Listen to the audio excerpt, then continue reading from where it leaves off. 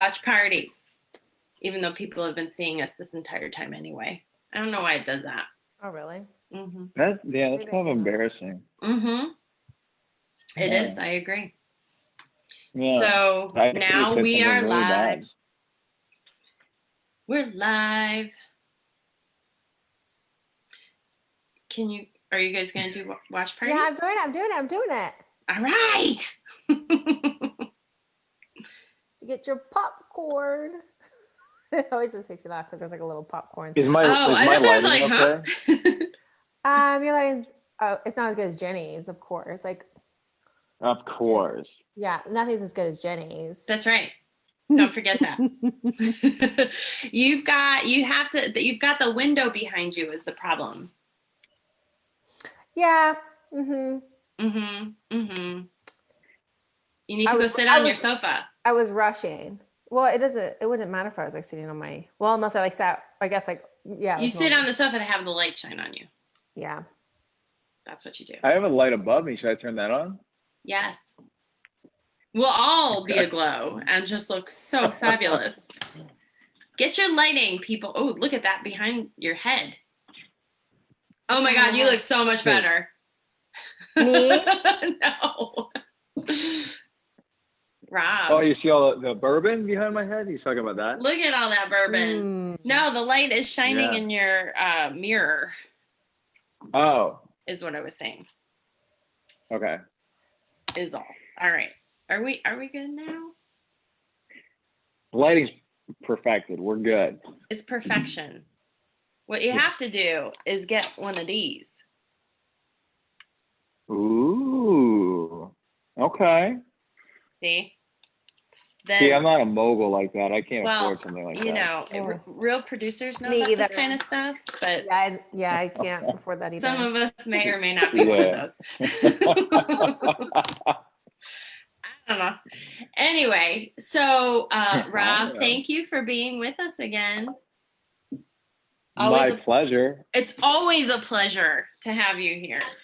Always. I'm always super excited. It's like I actually have to get showered that day. So I know. I was like, oh my, I didn't even know that I was showering for this. I did that I'm all in my own. Third outfit of the day. I had to dress professionally earlier because I had an appointment. Then I did my walking loop, and then I had to shower super quick and change into like something for this because, you know, so we're all showered and ready to go. Great. I'm glad that we all showered. Yay. We are all showered, which is a good thing. So, Rob, we had something come up this week that I thought was very interesting and would be good to share. And I asked Amanda about it yesterday, and she had not thought about this either. So the topic for today is, and talking about cash too, because there have been a lot of cash purchases, and certainly that's not a more common way to buy a house, but it can be. And cash, there are gifts of cash given to people. So can we talk about cash, the right way to give gifts, how that looks in your bank account, and most importantly, does these new apps, Venmo, CashApp, PayPal, those things, if you're getting deposits into your bank account, is that going to affect lending at all? Yeah. And go. So it's a very broad question, but yes, we can break it down. Yeah. So I'm gonna go try to explain it like line by line. So a lot of people nowadays, I'll give an example actually. So I had a client that was a food truck, and he had food trucks, right? So a lot of his income was CashApp, Venmo, PayPal. So those obviously are sources of income. Now, as long as we can prove that somebody is self-employed and that's how they are paid, then that's income that we can possibly use. Does that make sense? Yeah. Okay, cool. Now, large deposits, that's something completely different. So one thing that a lot of buyers have to be aware of is large deposits. And what I mean by large deposits is depending on what your purchase price is, depending on the loan amount, is going to vary a little bit. So if you have an FHA or government loan, an FHA loan, VA loan, anything that's over 1% of your purchase price or your value of that home is considered a large deposit. So Makes sense? $100,000. I mean, like Anything you're over $1,000 writing an bucks. offer for $100,000. So anything over Mhm. 1%, you said? Yeah. Yeah, so that's FHA. And what I mean, it's not going to be an issue as long as we can source it. Mhm. And what I mean by sourcing it is knowing exactly where it came from, right? So like if it was a gift from a family member, we need to source it, see that it actually came from a family member. Like out of their account. Yeah. Or if it was obviously a paycheck, then obviously we don't need to source that. But we need to know where it came from if it's over 1% of that amount. If it's cash, then we can't use it. So that's the big thing. Cash in most transactions is a big no-no. So Isn't if you that have, crazy? yeah. Well, it's just for a loan though, if you're buying the whole thing with cash, then that doesn't matter. But this is for if you're getting. No, yeah. If you're paying cash, then you don't even. We're not talking. Yeah. Well, So, but hang on. By cash though, it's not like you can bring a pile of cash in a suitcase to the closing and hand that over. I mean, it does have to be. You need to put it in a bank account. A bank account, right? I'm just saying, like I had this conversation, and it was, like people have what mattress money. Have you ever heard that? Mm-hmm. They just have cash laying around their house, and they just want to use that. Yeah, you can't. You have to have it in a bank, and some people don't use a bank. Now, if you can potentially prove that you don't use a bank, you never used a bank, and there's no history of banking, then maybe you can do cash. It's going to be a pain in the butt to do, but maybe. But 99% of people have checking and savings accounts nowadays. So they got to use them. But yeah, I mean, cash is just a big no-no. If you have cash and you need to get into your bank account, do it at least 60 days prior to you starting to look for homes. So the reason why seasoning. Yes. Yeah, seasoning. So what seasoning is basically when you buy a house, we need to see the most recent 2 months of bank statement. So 60 days worth of all transactions in your account, right? So if we see a large deposit within those 60 days, then obviously we're going to have to source it. So if it was 6 months ago, we don't even see it. So you're only looking at the last 60 days.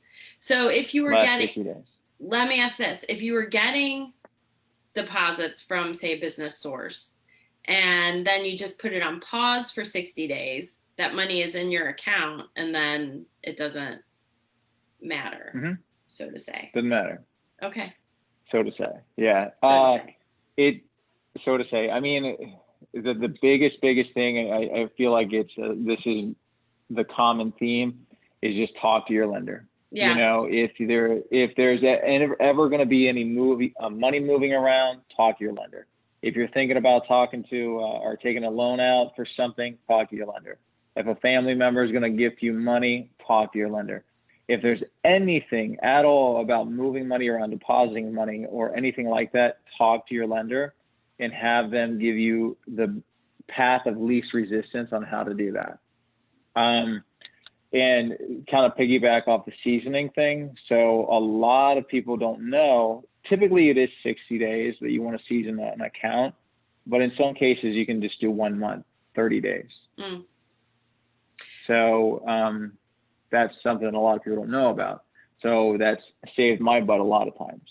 Well, I think it's relevant because so many people have side businesses that they do now that's how the payments are collected. I mean, it can be any sort of business. I mean, there's people that do crafting. There's people that do food. Can I sidetrack back to the payments that if you're using like CashApp or Venmo, does it matter how the payments are labeled that they come in? Typically if they which come emoji? in Venmo or PayPal. Yeah. They'll typically have that on them, right? So like an account, if so the way PayPal or whatever, so if somebody pays you via PayPal and then you deposit it into your checking account, that deposit will say PayPal. Right, but I'm just saying, That you know, what if your friends are paying you every week for utilities, right? And they're not labeling it, and then like, what if you have a side business that you're, you know, a personal Yeah, like would you see the difference between those Could- two, or is it like- just the same? like I would say, you know, if nobody's labeling their payments, so how do you know? How can you decipher which are utilities and which are, you know, personal trading money?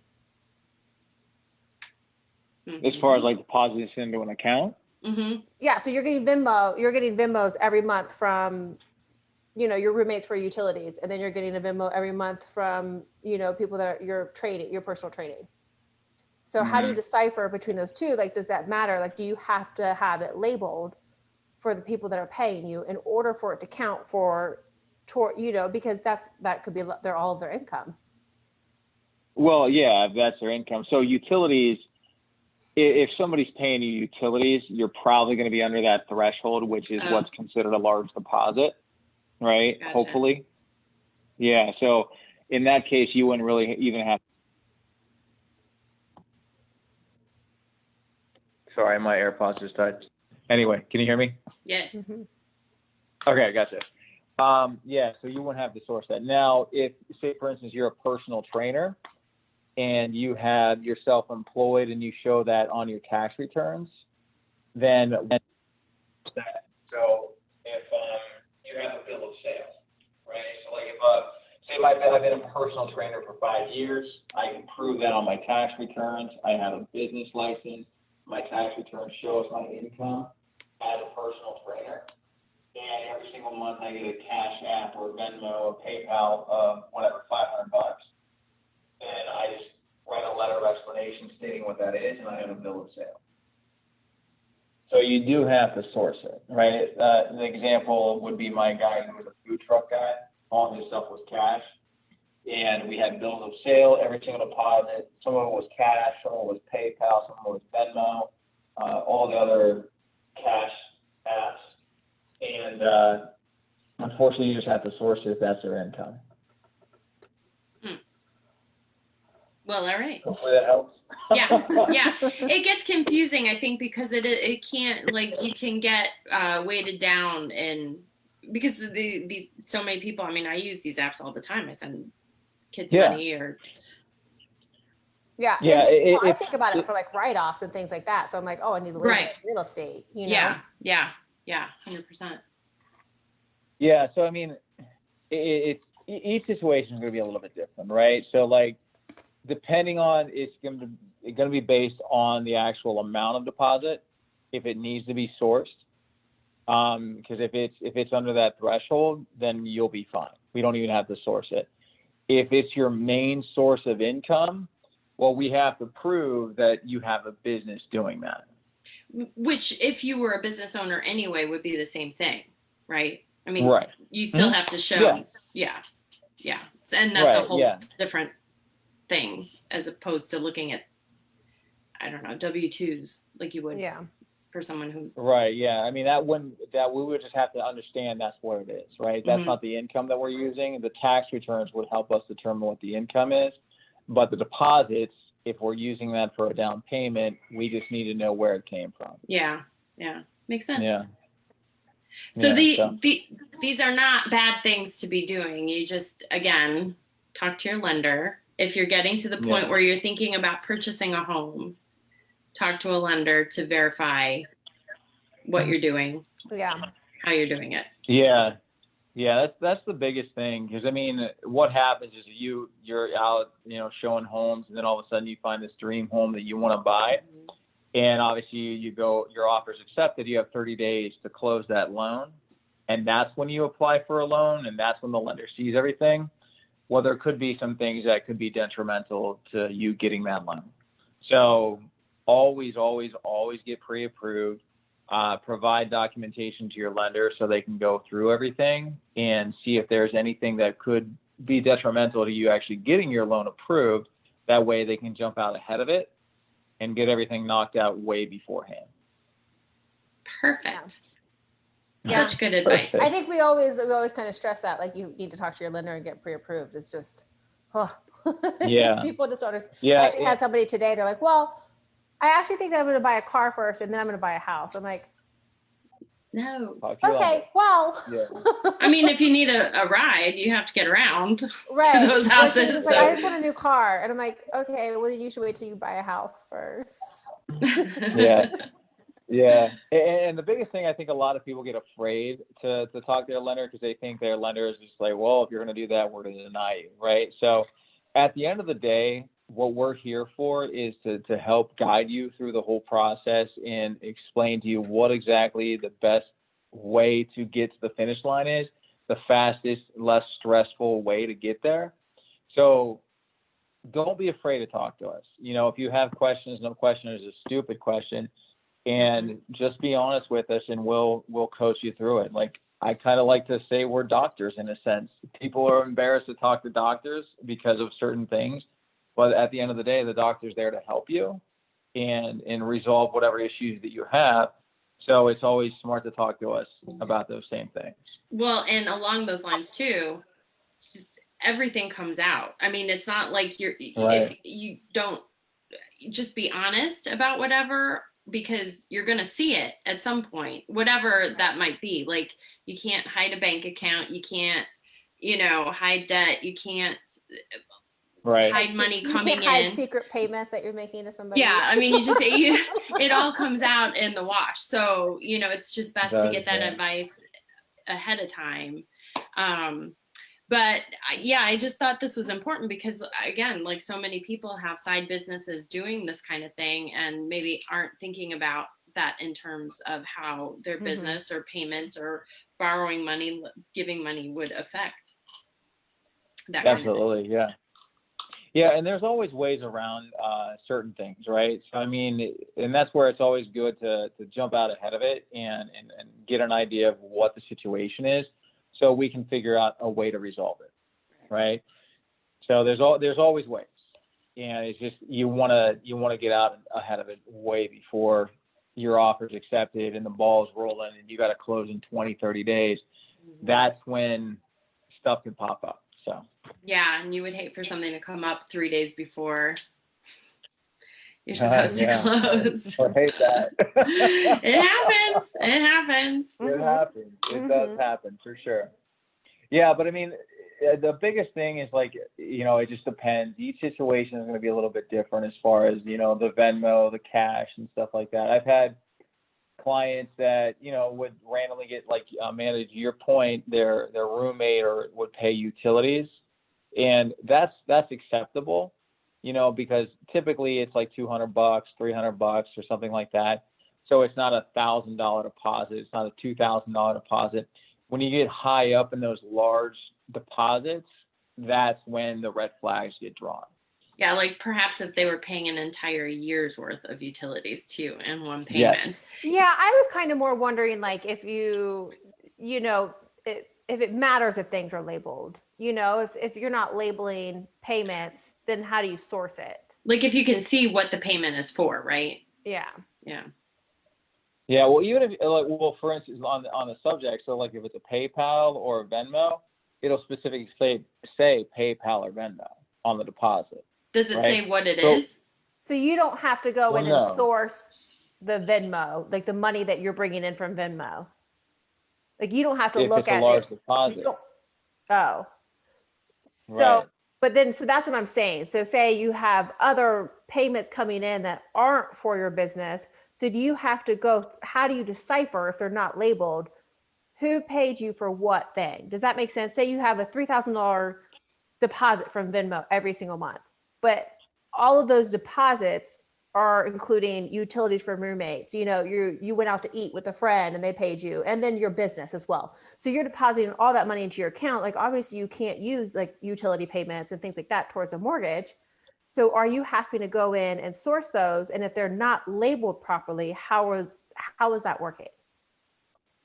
Well, so they're mostly labeled, right? So they're going to see what the source is. But even if it is labeled, like, say, for instance, it's PayPal, say it says Fidelity, anything that is a large deposit, again, based on the loan amount, based on the loan type, anything that is considered a large deposit, even if it is labeled, even if it says One Main Financial, and it's a large deposit, even if it says PayPal and it's a large deposit, I still need to source it, right? Because if it says PayPal $2,000, I need to see where that came from. I understand that. I guess the disconnect is, you know how we label what we're paying people for, right? Yeah. So if it's not labeled correctly by the person that is paying you, so someone's paying me for multiple different things every month, it could be for my business, it could be for dinner, it could be for, so if it's not labeled, then how can you source it? I think, do you see, So but you don't see what the payment is. You just see where it came from. So you would just see, a $3,000 deposit from PayPal, say, right? Like you wouldn't see that $3,000 includes this, right? No, you're saying just one big deposit, Amanda, or a bunch of different ones? I don't know what I'm not, like, I can't figure out like what I'm not explaining right, I guess. Like, I'm just thinking like if I have 10 deposits in my Venmo account and half of them are for business, half of them are for, because I went out to dinner with friends. So you got a slice of pizza picture, you've got a beer picture. So you're taking all the money that's just sitting in your Venmo account over the last month and just making one large deposit into your Venmo, into your checking account. Okay, that makes sense. Okay. Yeah, so it doesn't matter if it's labeled. So like if they just make one large deposit, say $5,000, and some of it was because pizza, some of it was because of this. Yeah, so that'd be tough, actually. I've never ran into that situation. Always something new. Yeah. That's a lot of pizza. Yeah, that's a lot of pizza. It's mixed, like you're like, okay, well, I deposit my money every 2 weeks, and some could be for pizza and some could be for utilities, and then some's for my business. Right. So, you're using pizza money to pay for a house, right? So it's kind of like, how do you decipher that? So I would think that may come back if it's not labeled properly. Well, you can actually go into like Venmo or PayPal. You can actually source transactions, right? You can actually print out a transaction history of Venmo. So it's almost like a bank account in a sense, right? So if one was for pizza, one was for whiskey, if the other one was whatever it may be, right? My favorite then that's fine. Yeah, they're not large deposits, and they're just $50 here, $20 there. If it was for a business, then we would have to understand what that business is, right? So like, so it does need to be labeled. You better be using the right emoji. Yeah. But typically, though, like for businesses, you have bills of sale. You know what I mean? So if you have a bill of sale or an invoice or something like that, you would need to show that. Because if my business is, again, I'll bring up the example of a food truck, right?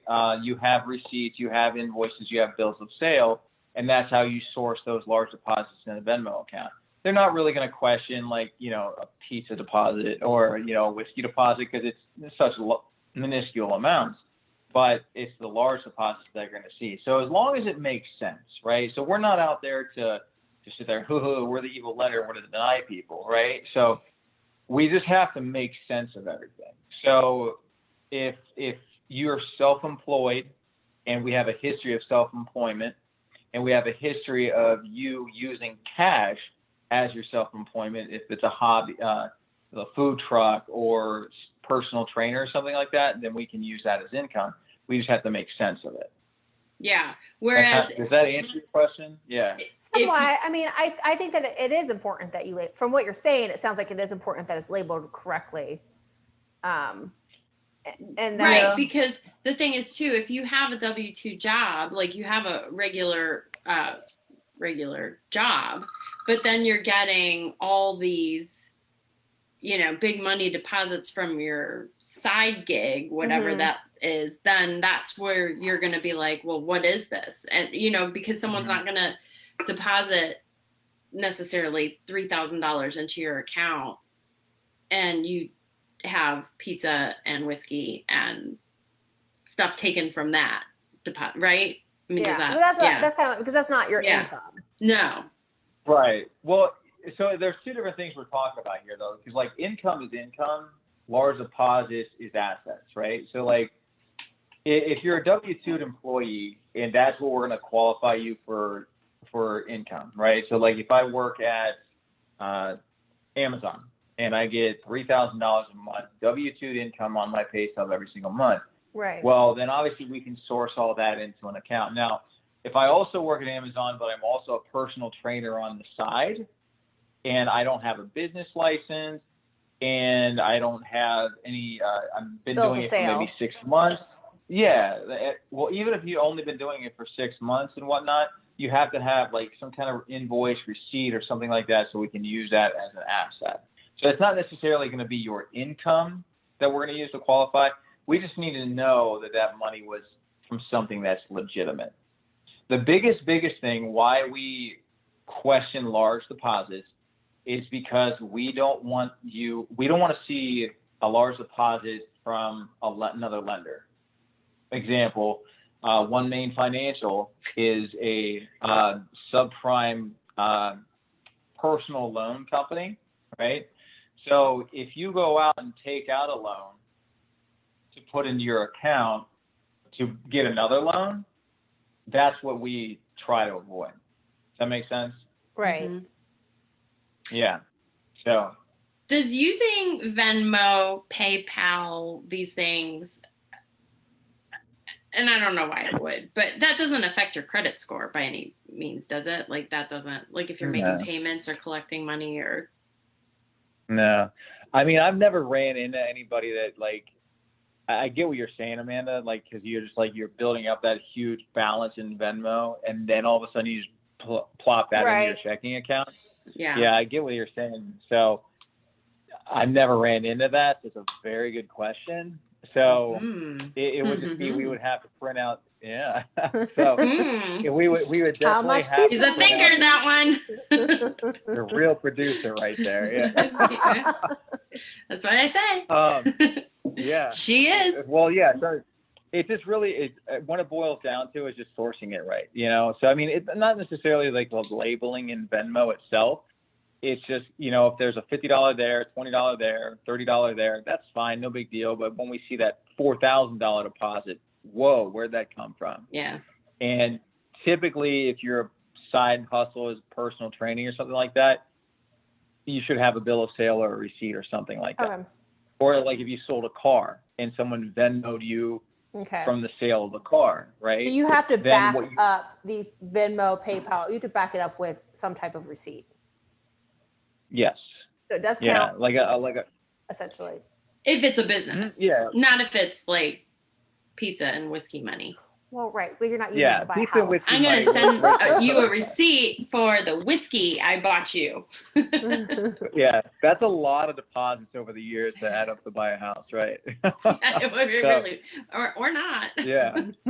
Yeah. No, I mean, it was just, you just have to see if it's a large deposit, even if it goes into your Venmo account. So what you're doing is you're depositing a large deposit into Venmo, and then Venmo's going into your checking.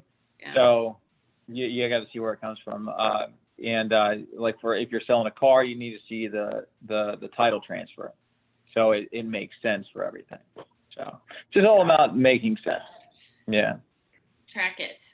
Know where it comes from. Track it. Talk to your lender. Yeah. Talk to your lender. So I think we've pretty well covered. Exhausted it. As always, if anyone has any questions, Rob is tagged, or you can just post in the comments and we'll get it over to him. I do have off topic. Sarah Reitz has asked, is it better? Yeah, right.